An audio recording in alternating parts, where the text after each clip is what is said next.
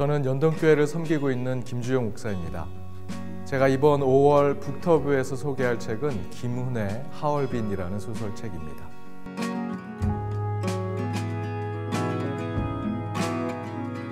이순신의 이야기를 담은 칼의 노래라든지 병자호란 당시 심전도의 굴욕을 당하기까지 47일 동안의 극한 대립과 화해의 이야기를 담아내고 있는 남한산성이라든지 솔직히 지루하고 고루하기까지 느껴지는 역사 소설들이지만 김훈 작가가 풀어내는 역사적 해석이 담긴 소설들은 느린 독해 가운데에서도 책을 놓지 못하게 하는 힘이 있다고 생각이 듭니다.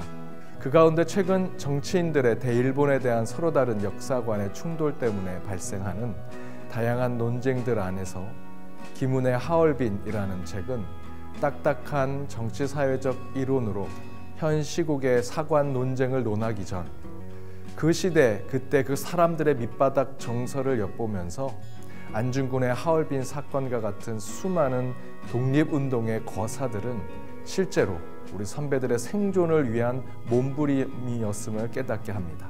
특별히 안중근은 테러리스트였다라고 하는 일본의 왜곡된 평가 이전에 마지막까지 최소한의 저항으로 최대한의 평화를 얻고자 했던 현실주의적 독립운동가였음을 보여주는 것이 이 소설이고요. 동시에 총 이전에 마음이 먼저였고 형식적인 종교 이전에 실천적 믿음을 우선으로 보여주고자 했던 신자가 안중근이었음을 조명해주는 소설이 바로 이 하얼빈이라는 책입니다. 먼저 소설 하얼빈에서 안중근은 투사가 아니라 인간으로 묘사됩니다. 소설 가운데 이런 표현이 있습니다. 총구를 고정시키는 일은 언제나 불가능했다. 총을 쥔 자가 살아있는 인간이므로 총구는 늘 흔들렸다. 철저히 한 인간에 불과한 그가 어찌 떨리는 손끝으로 그 차디찬 방아쇠를 당길 수밖에 없었던 것일까? 거꾸로 생각하면 도리어 안중근은 가장 비인간적인 총을 가지고 가장 인간적인 세상을 만들고자 했던 것이 아니었는가 하는 생각이 듭니다. 곧 가장 인간적이지 못한 사형틀인 십자가에서 가장 완전한 인간이었던 예수가 그런 십자가의 달림으로써 진짜 인간의 회복을 이루었던 것처럼 말이지요. 김훈의 소설에서 안중근은 현대 영화에서나 나오는 잘생기고 멋있으며 세련된 청부 살인업자처럼 묘사되지 않습니다. 정확하게 안중근은 킬러가 아닙니다. 실제로 안중근은 사람을 죽이지 못하는 사색가였습니다. 소설 한켠에서 안중근은 의병 활동 중에 일본군 포로들을 풀어준 사건이 나옵니다. 그런데 안중근에 의해 풀려난 일본군 포로들은 의병들의 근거지를 폭로해서 안중근이 속해 있던 부대의 의병들을 모두 죽게 만드는 사건의 원인이 되기도 했습니다. 그때 안중근은 이런 생각을 합니다. 산속에서 붙잡은 일본군 포로들을 그때 죽였어야 옳았던가를 안중근은 스스로 물었다. 안중근은 그 물음에 대답할 수 없었다. 그랬던 안중근이 이 또 히로부미를 암살하는데 전문적 청부업자와 같은 킬러의 기술과 악한 감정이 극에 달하여 누구든지 살인을 하고자 달려드는 사이코패스와 같은 악마였다라고 왜곡하는 것은 아무리 상황을 양보하고 또 양보하려고 해도 수용하기 어려운 평가라는 생각이 듭니다. 소설대로 본다면 안중근은 인간적으로 단호한 사람이 아니었습니다. 순간순간 인간적인 망설임이 소설 곳곳에서 발견됩니다. 처자식의 부모까지 가족이라는 현실 속에서 항상 고뇌하지요. 미안함, 죄송함, 먹먹함이 그의 마음속에 있습니다. 안중근은 죽기 직전 감옥에서 빌렘 신부를 만납니다. 그리고 이런 감사의 고백을 하지요. 저는 10월 26일에 이 돌을 쏘았는데 저의 처자식이 27일에 하얼빈에 도착했습니다. 저의 처자식이 미리 도착해서 저를 만났다면 저의 마음이 크게 흔들렸을 것입니다. 저는 이 하루 차이에 감사하고 있습니다. 안중근의 이 표현을 예수의 마음이라고 하면 설득이 될까요? 예수도 그렇게 골고다와 십자가의 운명을 즐거워하셨을까? 하나님 나라 때문에 종교에 미쳐 광신도와 같은 사람이 되어서 십자가와 죽음을 향해 전진 또 전진만을 외치며 신화의 대상이 되고자 했던 메조키스트와 같은 그가 바로 예수였다면 우리는 그 예수를 존경할 수 있을까? 저는 도리어 안중근의 그 망설임과 고뇌, 번민과 슬픔 속에서 또 다른 현실 속의 예수를 봅니다. 그의 운명은 깔때기처럼 흘러내려가면 갈수록 1909년 10월 26일 하얼빈역으로 향해 갔을 것입니다. 가면서 몇 번이고 겟세마네의 기도를 하지 않았을까요? 이 잔을 제게서 떠나가게 해 주옵소서. 하지만 내 뜻대로 마옵시고 아버지의 뜻대로 하옵소서. 그래서 만약에 처자식이 거사 전날에 도착했다면 그것을 하늘의 뜻으로 여기고 이또를 죽이는 거사를 하지 않았을지도 모릅니다. 그러나 하늘은 안중근을 통해 이 땅의 뜻을 이루게 했고 안중근도 그 운명에 감사의 기도를 드립니다. 저는 최근 한국교회가 놓치고 있는 하나님 나라의 방향키 중에 하나를 바로 이 소설 하얼빈과 안중근의 알려지지 않은 삶을 통해 깨닫습니다. 그것은 바로 우리 교회가 누구와 싸우고 있느냐에 대한 것입니다.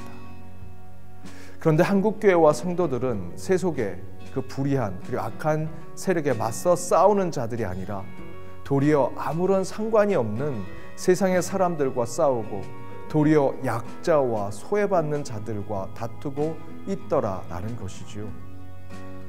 마을의 통장이 동네 아이들과 싸우기 시작하면 그 마을의 일은 아무것도 돌아가지 않게 된다라는 말이 있습니다.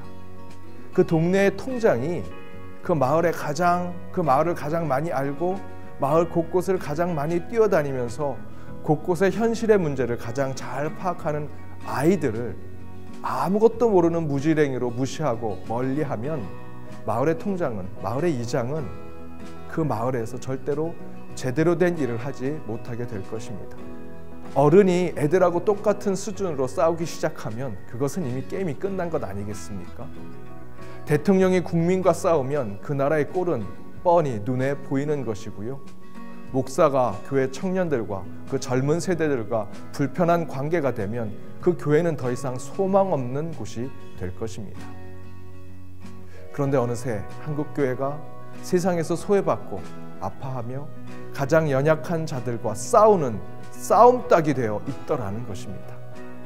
거대한 세상의 악함과 죄의 문제와 싸워야 할 교회와 그리스도인들이 정치적인 색깔이 다르다는 이유로 새가족들과 싸우고 교회 청년들과 교회에서 그들을 몰아내려고 오히려 신앙이 아닌 이념과 진영 논리로 갈라차기 하고 서로 다투고 싸우고자 하고 있으니 누가 교회를 찾을 것이며 그 교회 안에 어디에 소망과 사랑을 발견할 수 있겠습니까? 그러나 안중근은 항상 망설임과 떨림, 고뇌와 번민이 가득한 마음을 가지고 있었습니다. 그래서 그렇게 떨리는 손끝으로 방아쇠를 잡았지만 그의 행동은 결연했고 단호했습니다. 왜냐하면 그는 일제의 조무래기들과 싸우지 않았습니다. 원수의 머리를 향해 총부리를 세운 자가 안중근이었다라는 것이죠. 이 전쟁에서 진짜 죽어야 하고 처단해야 할 그 대상을 향해 총부리를 세웠던 안중근은 일본의 포로들을 살려줄지라도 민족의 혼을 뺏어가는 일본의 총리 대신 이토 히로부리는 결코 그냥 살려둘 수 없었습니다. 도리어 그 안에서 그의 실천적 신앙을 발견하게 되는 것이죠. 그런 모습 속에서 안중근은 진정한 신자의 모습을 우리에게 비춰줍니다. 신명기 20장에서도 여호와의 전쟁을 치르는 실천적 신앙의 모습을 깨닫게 하는 본문의 이야기가 나옵니다. 신명기 20장 본문에서도 여호와의 전쟁론을 이렇게 전합니다. 먼저 20장 1절에 내가 나가서 적군과 싸우려 할 때에 말과 병거와 백성이 너보다 많음을 볼지라도 그들을 두려워하지 말라.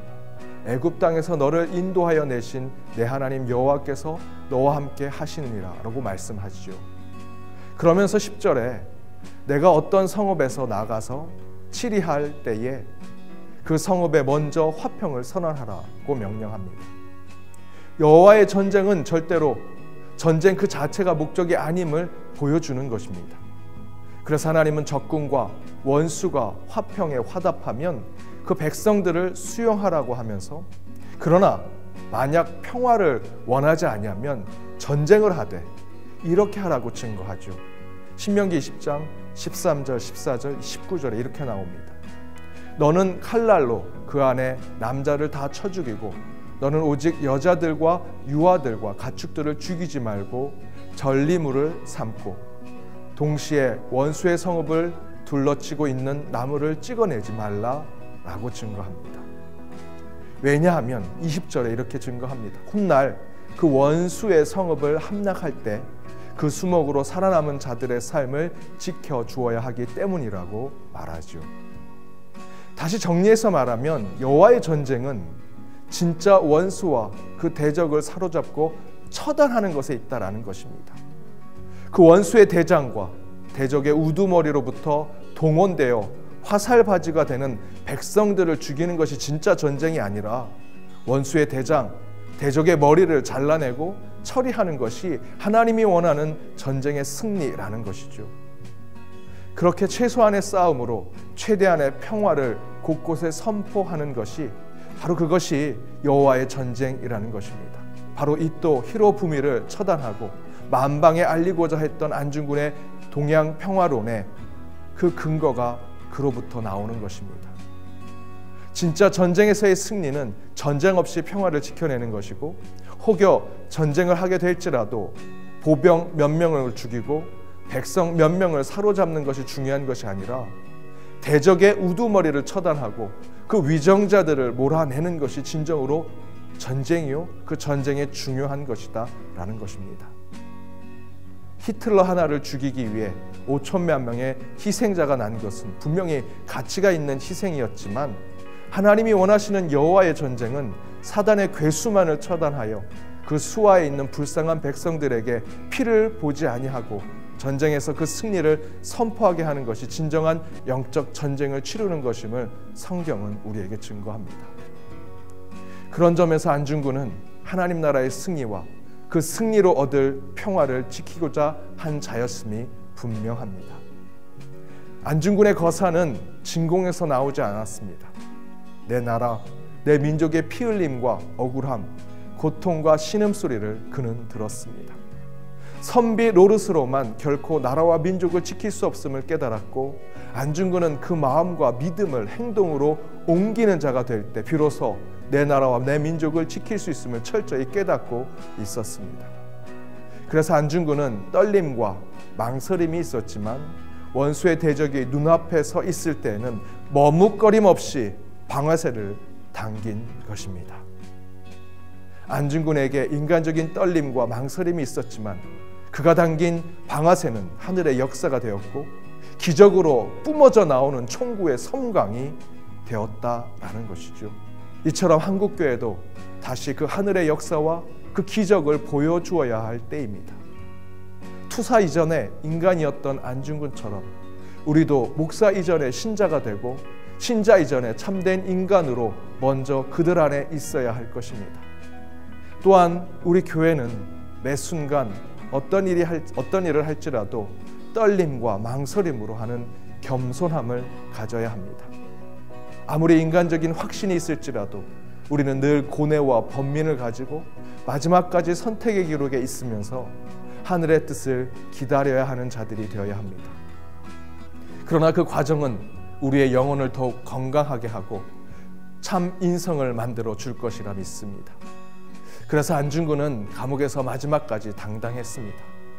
그 당당함은 앞뒤 가릴 것 없이 무조건 앞으로 가려는 배려 없는 결단과 행동에서 나오는 것이 아니라 수백 번의 결심과 포기, 다짐과 내려놓음의 반복 속에서 가장 최선, 아니 가장 차선, 아니 가장 최소한의 것을 선택하고 행동에 옮길 때 나오는 것이라고 생각합니다.